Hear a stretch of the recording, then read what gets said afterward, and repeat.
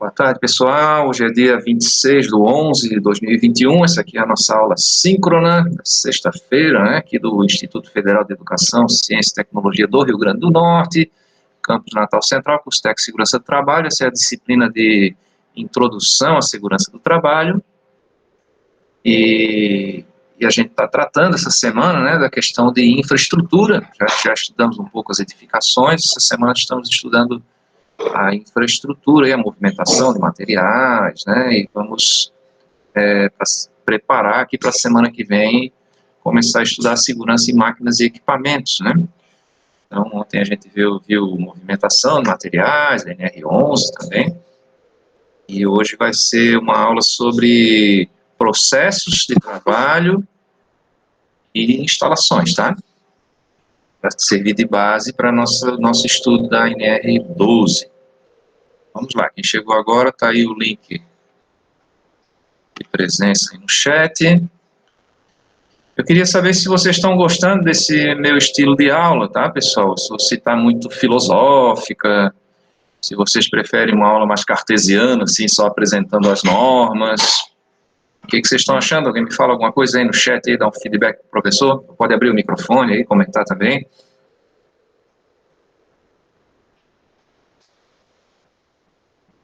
Aí o Iliano está dizendo que está ótimo. Mais alguém? Diga aí as suas impressões. É importante, a gente pode mudar o estilo de aula também, tá?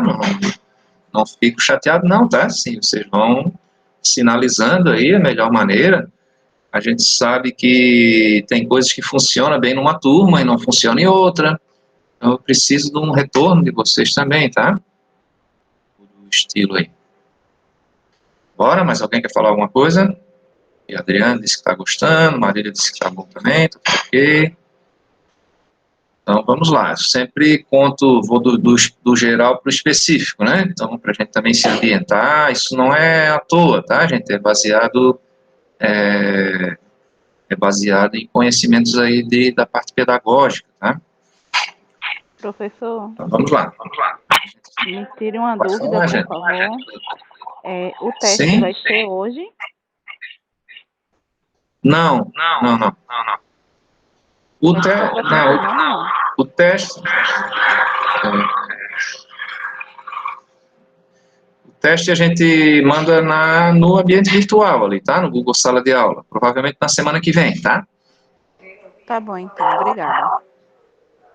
Ok, então, gente, hoje a gente vai trabalhar um pouco aqui de processos de trabalho e também das instalações, principalmente aí para equipamentos estacionários, tá? Existe uma infinidade de processos, né? Não dá de abordar todos aqui, e queria dizer para vocês também que nem todo processo é aquele tradicional, o processo industrial, né? Tem uns processos que são mais rígidos, assim, imagina lá uma fábrica de aço, né? Você tem lá um trem de laminação de aço, e aquilo ali é uma estrutura rígida, você não consegue alterar aquele fluxo de processo, né? Na verdade, para alterar aquilo, você tem que mudar toda a tecnologia da empresa como um todo, né? E existem os processos mais flexíveis, né? Onde você pode alterar setores da empresa, etapas e tal. E é claro que se busca sempre a eficiência energética, a qualidade também nos produtos, nos processos, né? Os custos, redução de custos, para a gente ter uma maior popularização dos produtos dessa organização, né? E nem sempre as coisas acontecem dentro de um quadrado, dentro de um galpão, como é aquela imagem tradicional que a gente tem, né, de uma linha de montagem dentro de um prédio quadrado, onde as coisas vão acontecendo em etapas ali, né.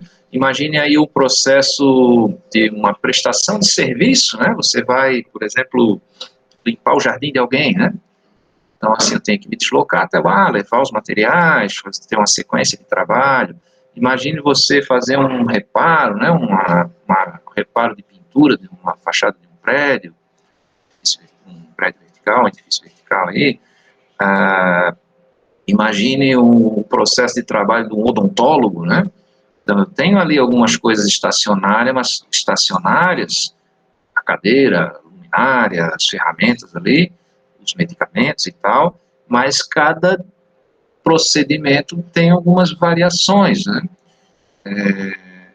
Então, imagine uma cirurgia, imagine aí um trabalho agrícola, né? Você lidar com instalações aí com gado, sim, vou botar a frequência novamente, com cabras, com lidar aí com plantio, né? Então, claro que a gente tem que ter uma noção aqui desses fundamentos de processo.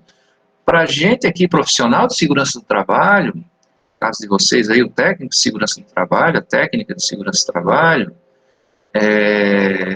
poder realmente projetar melhorias de segurança. Aí você tem que entender o processo de trabalho, a primeira coisa, tá? Você chegou novo numa empresa, você não sai por ali procurando risco direto, não. Primeiro você tem que entender o que é feito lá, né, em cada setor e tal. E aí sim, em cada etapa do processo, a gente vai identificando problemas aí e projetando aí as soluções. Então, deixa eu abrir aqui o slide.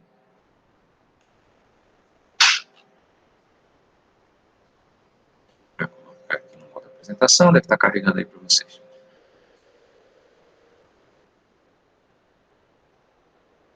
Ok, estão conseguindo visualizar aí processos e instalações?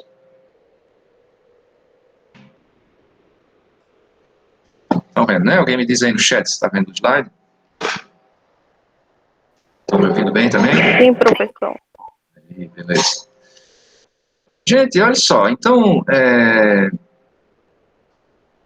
é função do processo, né, a gente conseguir desenhar a infraestrutura para poder desenvolver esse processo. E aí, com essa infraestrutura projetada, a gente adquirir todos os equipamentos, todas as instalações, todos os edifícios, os veículos, né, as pessoas, que a gente vai estar utilizando isso. Então, sempre um processo vai ter uma questão de software, vamos dizer assim, mesmo que seja um processo físico, mas o software é o como fazer, né? E o hardware, né, que seria esses aparatos aí sim físicos, né? E a questão de energia também, matéria-prima, para poder desenvolver esse trabalho, tá? Então o processo seria o software e o hardware seriam aí as instalações, os equipamentos e tal, né? E o tradicional, né, lá do começo do século XX, né, é o layout para um processo linear, a famosa linha de produção, né? O Henry Ford trabalhou muito isso, na época se tinha também a administração científica do Taylor, né? Você já deve ter estudado isso, o Taylorismo, o Fayol também trabalhou muito isso, né? Então, assim, você define processo, especializa a mão de obra numa determinada etapa do processo e faz isso em linha. Então, o operador é extremamente especializado, as ferramentas especializadas, o equipamento especializado para aquela etapa. O que ocorre é que com o pós-guerra ali, depois da Segunda Guerra Mundial, se começou a ter uma exigência de mercado mesmo, não da indústria. A indústria existe para suprir uma demanda do mercado, do cliente, né, de quem compra os produtos, os serviços, aquilo ali. Não só a indústria, o comércio, né, os serviços aí também. Então, após a Segunda Guerra Mundial, começou a se ver que eu precisava de uma maior flexibilidade, porque eu precisava mudar os tipos de produtos, eu precisava até gerar novas necessidades para as pessoas, com campanhas de marketing, aí, né, divulgação. E o Japão se saiu muito bem disso. O Japão foi arrasado na Segunda Guerra Mundial, né? E ele tem um problema sério, porque problema de insumos, né, e de espaço mesmo lá no Japão, só que o Japão é muito bom de criatividade, né, então se desenvolveu lá no Japão a manufatura celular, tá? Não do aparelho do telefone celular, não, mas por células, tá? Células de produção, onde eu tenho uma produção mais flexível, de maneira que se eu quiser produzir simultaneamente vários modelos daquele produto, eu consigo com um operador, seja multifunção, ele opere ali várias etapas de um processo, né, não só da montagem, mas da própria fabricação de componentes, né, eu consigo, de repente, transformar essa minha empresa rapidamente, fazer um reset nela ali, um setup, né, e transformar ela para ela produzir um uma outra coisa, né, dentro daquela mesma linha, tal. Então, nessa época aí, na década de 60, principalmente, né, demorou um pouquinho para o Japão se reestruturar, se desenvolveu alguns métodos de produção, né, que um deles é o Kanban, método de gerenciamento de produção. Kanban é um cartão, tá? Em japonês significa cartão.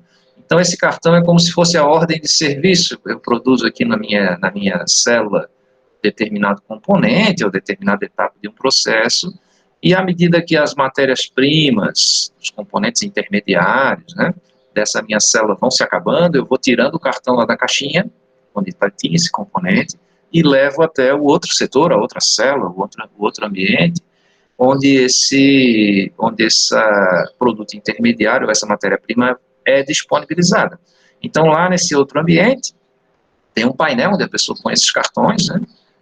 E lá as pessoas sabem, está na hora de produzir esse parafuso, está na hora de montar determinada coisa aqui.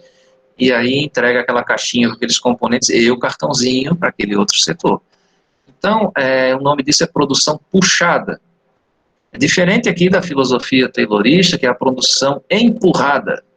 Você pega aqui no começo da linha de produção e diz o seguinte, ó, nós vamos fabricar 300 veículos por mês. E aí todo mundo tem que se adequar a essa produção empurrada. Eu já tenho que produzir 300 rodas, jogos de rodas para 300 veículos, né? No setor se fabrica ali a roda do carro e tal. E isso é difícil porque eu tenho que manter grandes estoques, e o estoque é dinheiro parado, né? Além de ocupar espaço, é dinheiro, energia. Eu posso ter desprendido um esforço grande da minha equipe para produzir uma quantidade que não vai ser utilizada imediatamente, né? E claro, se eu conseguir reduzir isso, agilizar isso, eu ganho em economia de energia, em economia de pessoal, em economia de espaço físico, e também ganho em prevenção de acidentes, né? Eu vou ter uma produção mais coordenada. Outra coisa interessante também é a gente prevenir aqui as lesões de esforço repetitivo, porque num layout desse aqui, num processo desse aqui, passo a passo, assim, de linha, né? Linear aqui, de linha de produção, eu vou ter uma pessoa usando somente um grupamento muscular o dia todo, né? E se eu conseguir revezar essas pessoas em postos de trabalho, fazendo mais de uma tarefa, mais de um grupamento, eu vou ter também uma prevenção aí da sobrecarga, né? Sobrecarga muscular.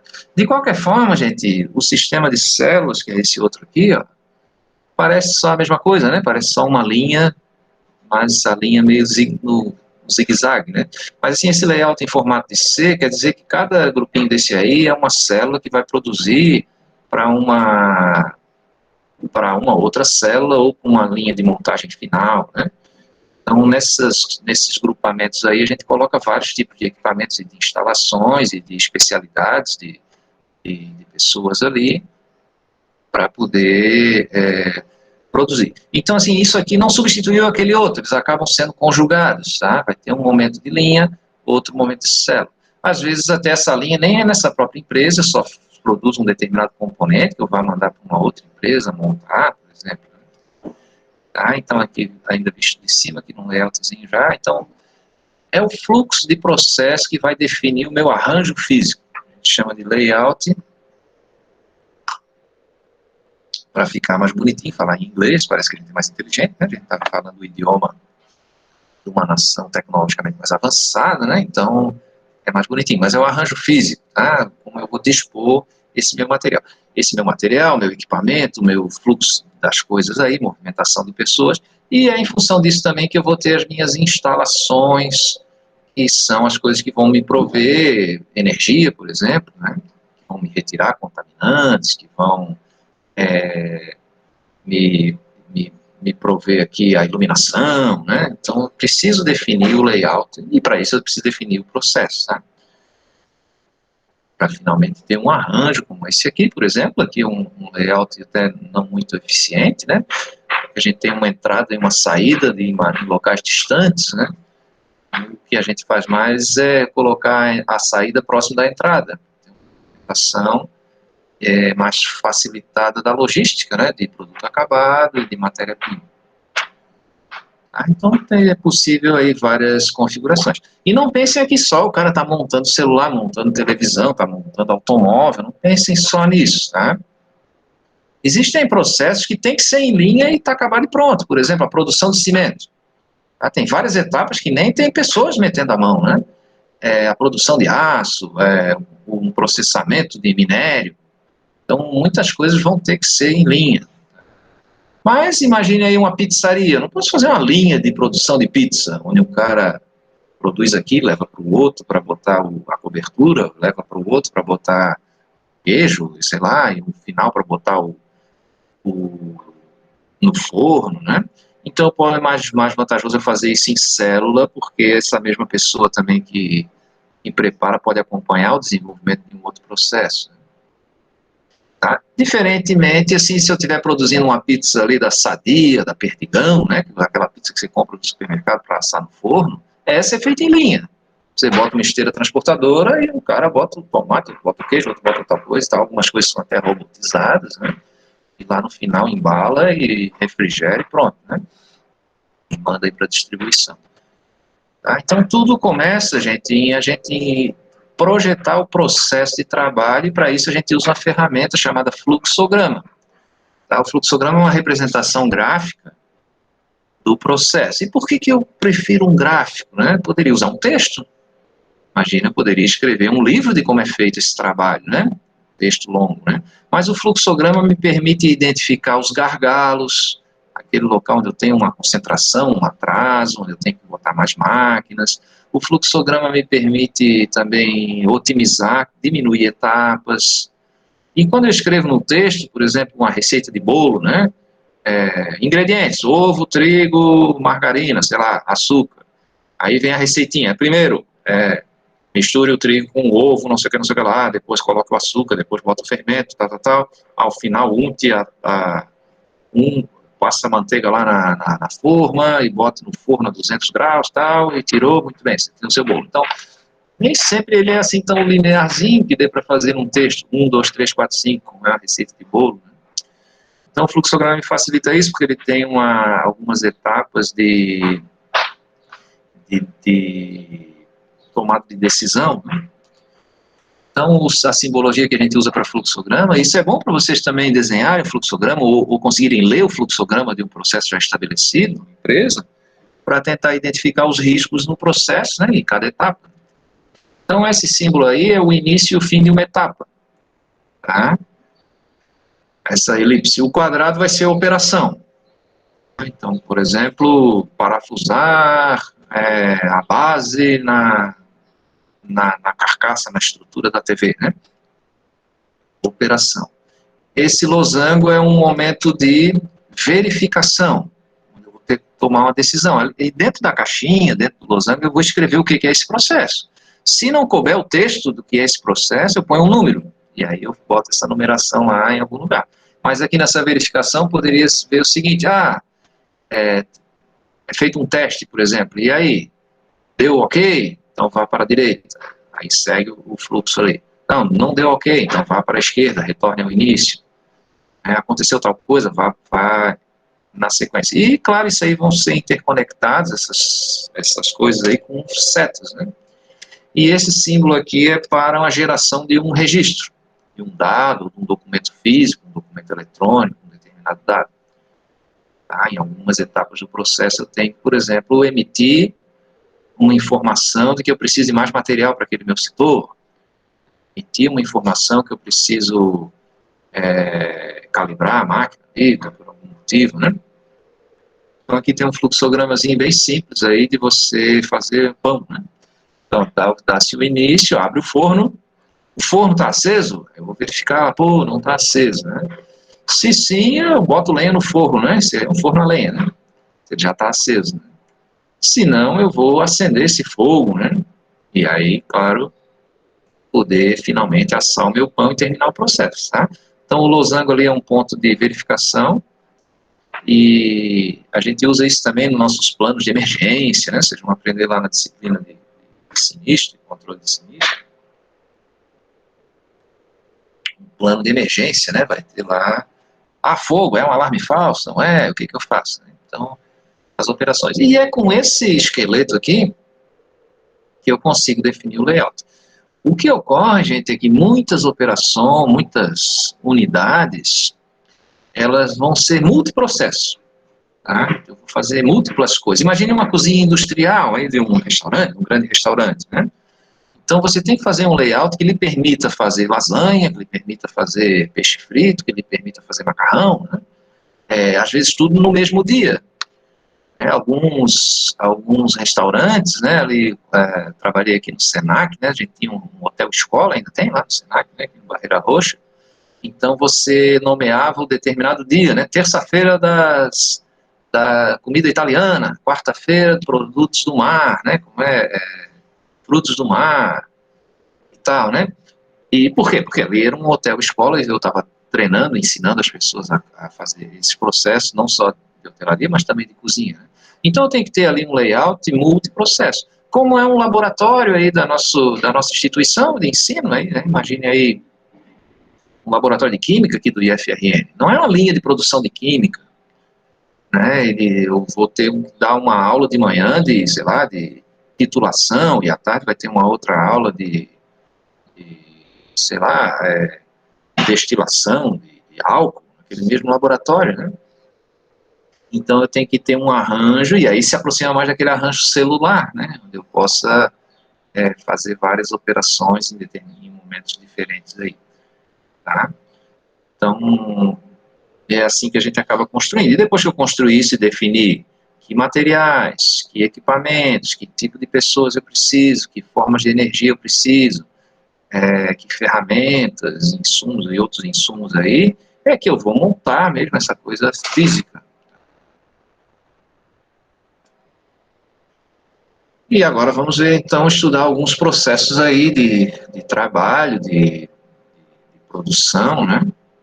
Lembrando que não é só a produção, a gente também tem processo de manutenção, né? Processo de desenvolvimento de produtos, processo de criação, né? Onde eu vou ter aí determinados roteiros, né? E claro, onde tiver atividade humana eu tenho risco, né? Então vai ter lugar para gente aí, profissional, da segurança do trabalho, né? Então vamos começar aqui pela soldagem. A soldagem é um processo de união, mas ele tem que manter nessa junta, nessa conexão aí, as mesmas propriedades físicas e químicas do material de base. Olha só, isso aqui é uma caneta destaca-texto, né? Aqui eu tenho uma união, ó, da tampa com a caneta. Mas por que quando eu faço força aqui, ela sempre rompe exatamente na união, né? Por que essa caneta não está se quebrando, por exemplo, aqui? Eu puxo, né? É porque isso aqui não é uma solda. A solda é o produto da soldagem. Tá? O produto originado desse processo aí de trabalho aí, que é a soldagem. Então aqui eu tenho uma união. E se eu botasse uma cola aqui, também não é solda. Não é um processo de soldagem que vai obter uma solda. Por quê? Porque eu preciso nessa junta manter a mesma característica, a mesma propriedade física, as mesmas, né? Físicas e químicas. Então, por exemplo, ductilidade, condutividade térmica, maleabilidade, dureza, a composição química mesmo vai interferir muito nisso, né?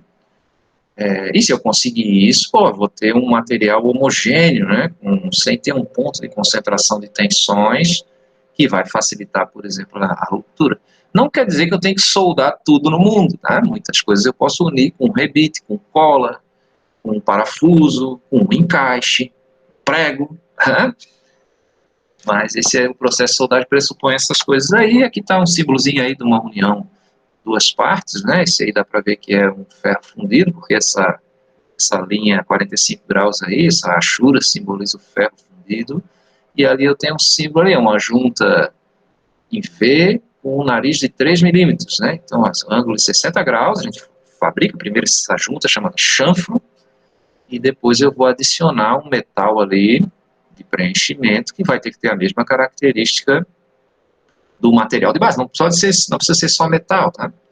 Existem soldas para plástico também, para outros materiais aí, para outras coisas não metálicas, tá? E de maneira que eu botar isso aí num um teste aí, fizer um corpo de prova e tracionar isso, tentar quebrar, as probabilidades de quebrar na solda ali, que é o produto da soldagem, é a mesma que se quebrasse no material de base. Tá? Para fazer isso, gente, a gente tem alguns processos clássicos aqui, tá? Um deles é a solda por chama, a solda oxiacetilênica. Então, eu tenho ali um maçarico e eu vou misturar um combustível e um comburente ali, normalmente acetileno e oxigênio, tá? E aí vou ter essa queima, né? Essa queima não é qualquer queima, tem que ter uma chama bem regulada para eu atingir a temperatura, pelo menos, de fusão ali do material de base. No caso do aço, aí, 1436 graus Celsius. Tá? E essa modalidade aqui é utilizada para soldar chapa fina, a gente chama de funilaria, né? Solda de funileiro, fazer funil mesmo, de chapa. Tá? E ainda se usa bastante para manutenção, tá? Um dos processos. Né? Que cuidados eu tenho que ter aqui nesse processo? Aqui eu vou ter que ter uma vareta de adição para o meu material de adição, né? Fazer a junta ali. E aqui eu tenho alguns problemas, eu tenho emissão, por exemplo, de ultravioleta e de infravermelho. Vamos aprender lá na higiene ocupacional, né? Então tem que usar algumas proteções. Esse infravermelho e ultravioleta não é o suficiente para provocar queimadura na minha face e na minha pele. A gente acaba usando um EPI ali para proteger contra respingo, mas o óculos pode estar protegendo somente meus olhos, diferente da soldagem elétrica, tá? Ó, aqui está um maçarico com as regulagens. E com esses cilindros, a gente tem uma aula só para isso aí, vamos ver semana que vem, né? Tem que ter um cuidado aí com a segurança disso, porque aqui a gente trabalha com mais de 100 atmosferas de pressão. Esse é um maçarico mais especializado para fazer o corte, né? A gente tem uma injeção adicional de oxigênio, fazer o oxicorte. Esse vídeo depois eu mando para vocês aí no WhatsApp, a soldagem oxiacetilênica. E eu tenho a soldagem elétrica também, se observou, né, que com a abertura de um arco voltaico, se eu conseguir estabilizar ele, eu consigo uma alta temperatura. E aqui tem uma vantagem, né, porque eu consigo chegar até 5.000 graus Celsius aqui, e consigo alta penetração, consigo soldar chapas mais grossas, né, materiais mais espessos aí. Tá?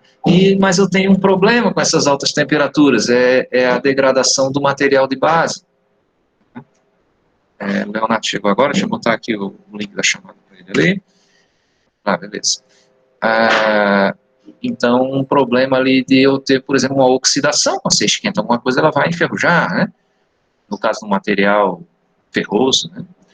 Então, tem que ter uma proteção, e essa proteção aqui, com o eletrodo revestido, é feita pelo próprio revestimento do eletrodo. Então, tem uma alma do eletrodo, que é o mesmo material de base ali, e tem um revestimento que vai me gerar ali uma fumaça e uma escória, que é um sobrenado do banho, fundido ali, e vai proteger essa minha junta contra o ataque da atmosfera.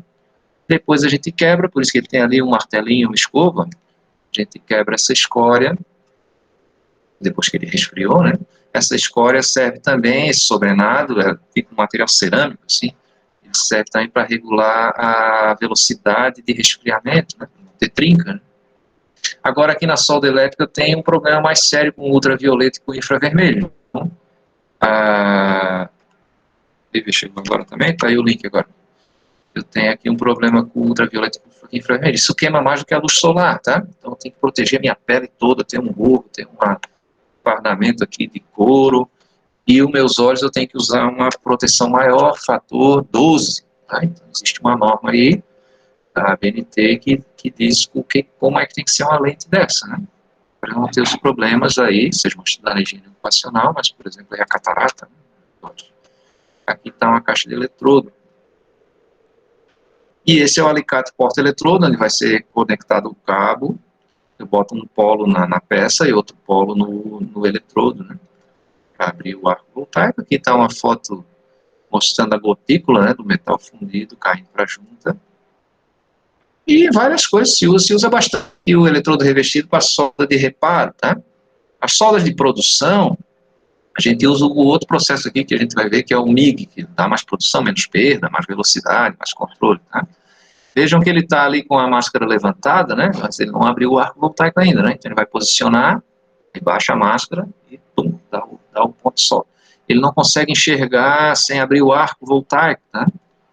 Então ele posiciona o eletrodo, baixa a máscara, abre, e aí vai conseguir enxergar pela lente, quando abre o arco. Aí é um equipamento como esse aqui, né? A gente chama de fonte de soldagem. Um grampo para prender na peça, outro grampo para prender no eletrodo. E tem os parâmetros de soldagem ali, dependendo da espessura, do tipo de eletrodo que eu vou estar usando, eu vou regular normalmente a corrente. Né? E a tensão que se usa aqui, normalmente é uma tensão de corrente contínua, uma tensão assim de 19 até 26 volts, tá? É uma tensão bem baixa para ter uma corrente alta, né? Que é isso que vai provocar ali a fusão do metal, o arco voltaico, né? A corrente aí muito comum é 100 amperes, 150 amperes, uma corrente bem alta. Então, o processo de produção mesmo, mais usado aqui é o MIG ou MAG, né? A diferença é que MIG é metal em gás inerte e o MAG é metal em gás ativo. Então, o gás inerte vai usar ali o argônio ou o hélio e o MAG usa o CO2 como gás de proteção. Aí aqui eu não tenho revestimento no eletrodo. Esse eletrodo está num carretel, vai passar por dentro da pistola aí, e eu consigo fazer soldagem. Inclusive, consigo soldar também as chapas finas, sabe? Manutenção de automóvel, aí já está se usando muito aí o MIG, para chapa de automóvel. E também para você produzir ali uma bicicleta, um trator, tá? Se usa muito aqui o MIG. Aqui a máquina ali, ó, com o carretel, tem um motor de avanço do carretel ali, o gás de proteção e a pistola. E existe também o TIG, que aí sim é um pouco diferente, é o tungstênio em gás inerte. Aqui eu não posso usar, não existe a TAG, né, porque o gás ativo, o CO2, ataca o eletrodo de tungstênio, tá? Então sempre argônio aqui o hélio. Então tem uma pistola que sai o gás e tem um eletrodo que não é consumível, tungstênio, e eu tenho uma vareta, um material de adição. Se usa muito aí para soldagem do alumínio, também do aço inoxidável. Então aqui as 3 pistolas aí, né? A primeira ali o eletrodo revestido, essa aqui do meio é a TIG, essa outra aqui é a MIG. A MIG tem um gatilho, você aciona o gatilho para dar o avanço, você abre o arco e aciona o gatilho para dar o avanço no arame, né? Esse vídeo eu passo para vocês depois também, a segurança e a soldagem. Que riscos eu tenho na soldagem? Projeção de partículas quentes, partículas na hora do processamento dessa junta aí, você tem que estar esmerilhando. Tenho também queimaduras, né? Lembro que você está... Sim, vamos aqui, Nayara está perguntando se como técnico de segurança vocês vão fazer solda. Não, tá? Vocês vão fazer a segurança da soldagem, tá? Quem faz solda é o soldador, o técnico em mecânica orienta isso, esses processos. Vocês vão ter que analisar o processo para fazer a segurança dele, né? Mas para entender risco, para poder fazer o controle, a gente tem que entender o processo. Entendeu, né? Então, ó, queimadura, radiações ionizantes. Outra coisa, no seu processo de observação lá, você está exposto também a esses riscos, né? Você vai tomar lá o ultravioleta também. Você tem que ter alguma proteção também para estar trabalhando nesse ambiente. O tempo, a distância, o tempo de exposição, os EPIs, né? Também temos riscos de explosão ali por gases, né? A gente não usa todos os itens de segurança do operador, tá? Porque uma das coisas é a distância é diferente, o tempo de exposição é diferente, mas algumas proteções a gente vai ter que usar. Ó, também queda de nível, né? O choque elétrico de radiações ionizantes. Existem algumas soldagens aí que emitem uma fração de ultravioleta que pode ser ionizante também. Fumos metálicos, né? As partículas aí de fusão, ruído e calor. Ok, vamos para mais um processo. Ó, conformação mecânica. Então, eu vou estar conformando, por exemplo, chapas aqui, a estampagem, assim que a gente fabrica, por exemplo, a fuselagem a lataria de um automóvel, né? Panela, assim que a gente fabrica também os talheres, né? Então tem uma matriz e um punção que vai conformar essa chapa aí, normalmente, né? No formato da matriz. Outro processo é o forjamento, semelhante, mas aqui você tem que ter o aquecimento do material de base ali. E você vai compactar ele. O forjamento vai me dar uma característica mecânica da peça de maior resistência, tá? Então, os componentes que a gente está usando aí, por exemplo, para fazer ganchos de içamento, ferramentas, normalmente são forjados, né? A espada samurai, né, a espada katana tradicional japonesa, ela é forjada, na verdade, você funde o material primeiro, né, para obter o aço, e depois você vai batendo com a marreta para fabricar uma chapa numa bigorna, e você põe uma camada de grafite ali, de carvão, dobra, e marreta tudo de novo, até ela ficar plana de novo, mais uma camada, tem que dobrar 1000 vezes. Uma camada ali demora um tempinho para fazer uma espada samurai, né? E é um processo de forjamento, você tem que aquecer até o rubro aí, amarelo, né, determinada temperatura aí, e vou trabalhando essa conformação aí para eu ter lá na lâmina, naquele caso da espada, né, a característica que eu preciso. Outro processo é a extrusão. Com a extrusão a gente fabrica tubos, fabrica perfis, por exemplo, esses trilhos de cortina. Então essa extrusão pode ser feita a quente ou a frio. Tá? Então passo lá por uma matriz, tarugo por uma matriz e obtenho lá um determinado produto na saída. Tá? A laminação normalmente é feita a quente, a gente obtém chapas de alumínio, chapas de aço, esse processo de laminação. A gente tem cilindros de compactação e várias etapas, né, onde eu vou afilando a chapa. Então eu parto num bloco e vou passando, a gente chama de trem de laminação, né, um negócio gigantesco. Eu visitei lá a Companhia Siderúrgica Paulista, você tem uma panela que tem uns 10 metros de diâmetro, assim, um caminhão dentro, assim. E lá você fabrica o aço e depois você vai verter esse aço numa forma, fabricar um bloco, né? E depois você vai passar num trem de laminação até chegar na espessura que você deseja. As várias espessuras comerciais aí de chapa. Então, laminação. Trefilação também aqui, a trefilação para eu obter fios mesmo, fio de cobre, fio de aço também. Então tem ali uma fieira, uma matriz, e vou tracionar esse material, puxar ele por dentro dessa matriz. Tá? No final, você já deve ter ouvido falar do arame recozido, né? Se eu fizer isso aqui com um aço e não fizer um tratamento térmico depois, o arame fica super duro, fica encruado. Né? A gente faz um tratamento térmico chamado recozimento, o arame fica molinho de novo, para a gente poder amarrar ele no vergalhão, por exemplo, ali, o famoso arame recozido, né? Então, trefilação. Esses processos de conformação têm riscos também, por exemplo, aqui, radiações não ionizantes, aí o ultravioleta, o infravermelho, o próprio calor. Imagina um trem de laminação desse, né? Eu tenho que aquecer o aço ali a 800 graus, 750 graus. Quando é aço, né, outras substâncias, temperaturas são diferentes. Vou ter ruído, vou ter também poeiras, né, e fumos metálicos, e além dos riscos mecânicos mesmo, associados aí aos equipamentos, né? Okay? Então, passada aqui a conformação mecânica, vamos para o processo de usinagem. Usinagem é a fabricação baseada na retirada de material. Tá? E esse material sai num formato que a gente chama de cavaco.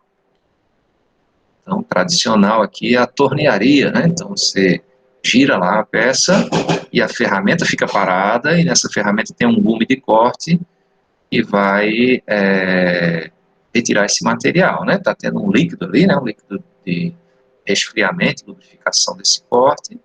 Vocês veem isso naquele videozinho que eu mandei para vocês lá, né? Lá, aliás, tem outros processos lá também de trabalho, né? Mas tem um Tem muito vários legal. processos, professor. Parece mágica, mas não dá para entender nada do que está sendo fabricado.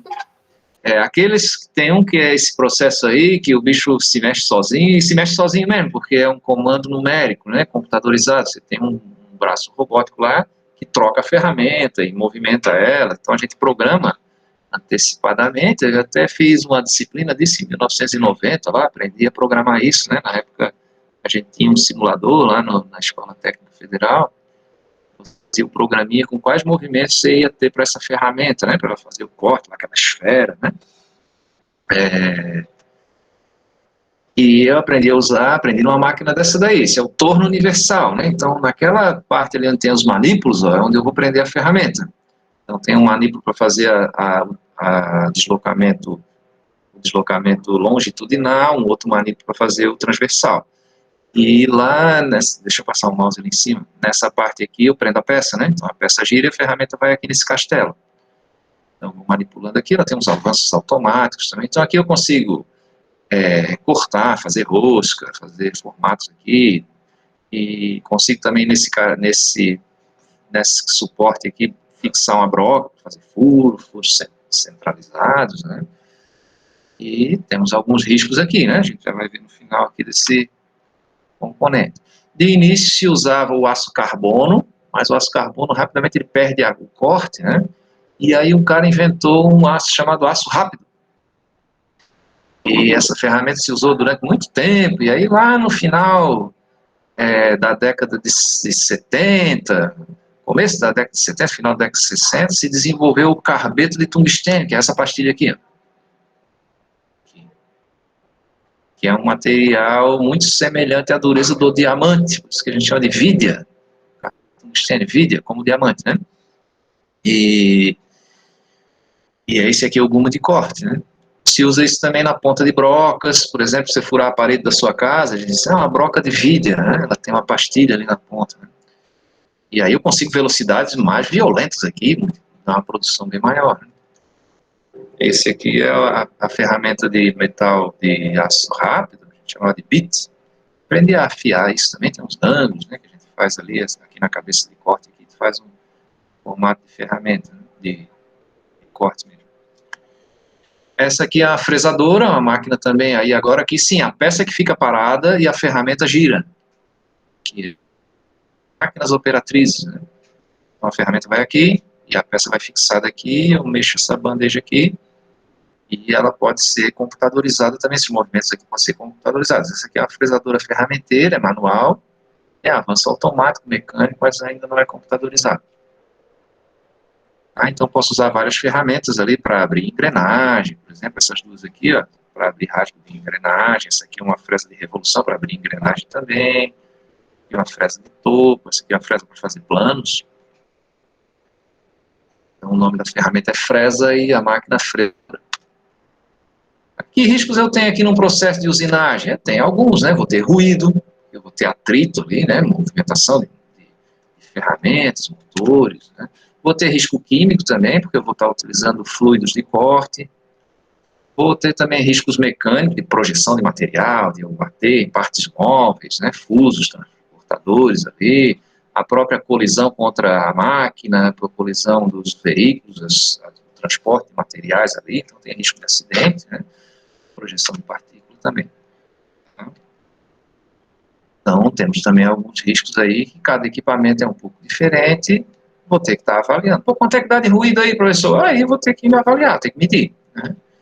Depende do tempo também que eu vou ficar ali, vocês vão aprender aí na disciplina de higiene ocupacional, bastante profundidade aí, como avaliar um ruído, né?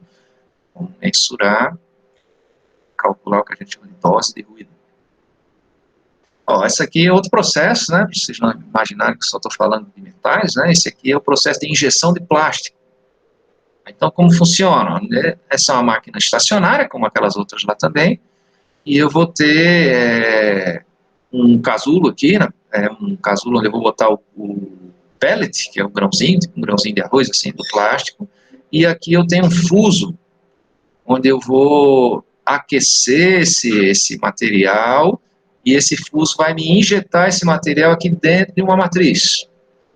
Tá? Essa matriz ela é refrigerada a água, então eu injeto, ela fecha, eu injeto o plástico e injeto água ao redor da matriz para resfriar. Então isso me permite que eu abra a matriz e a peça já caia sólida, né?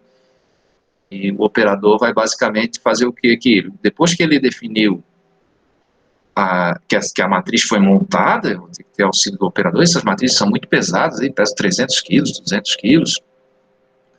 Então eu monto aqui e fecho essa cabine aqui, e a máquina só funciona com essa comporta aqui fechada, né, com essa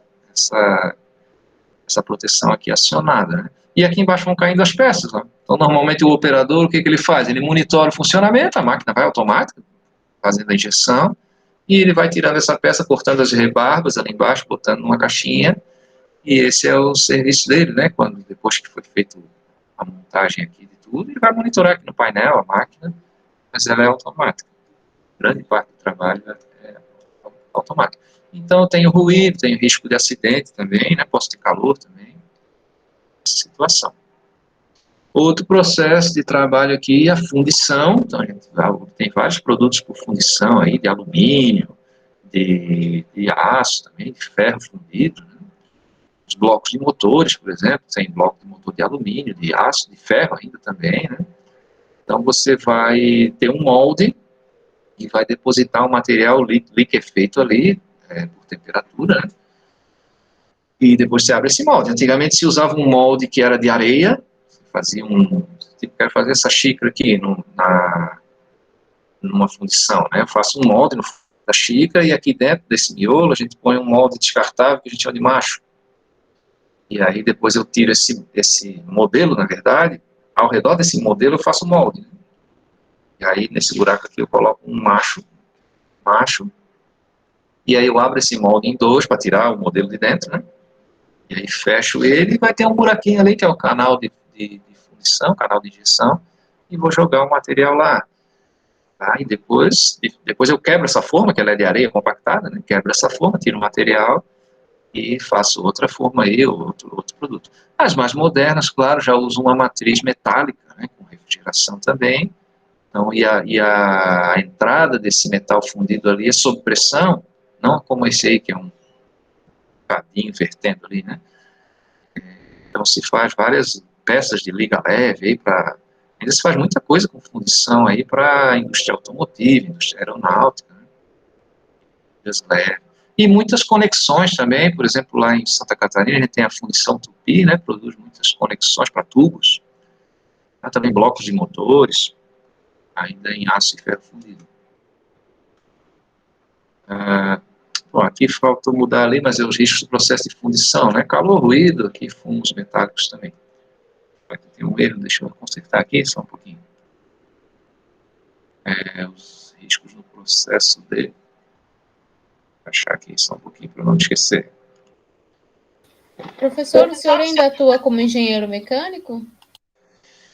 Não, aconteceu o seguinte na minha carreira, quando me formei, eu fiz engenharia, primeiro eu fiz o técnico de mecânica e depois fiz o técnico de segurança do trabalho, aí eu trabalhei durante a engenharia como técnico de segurança, sabe?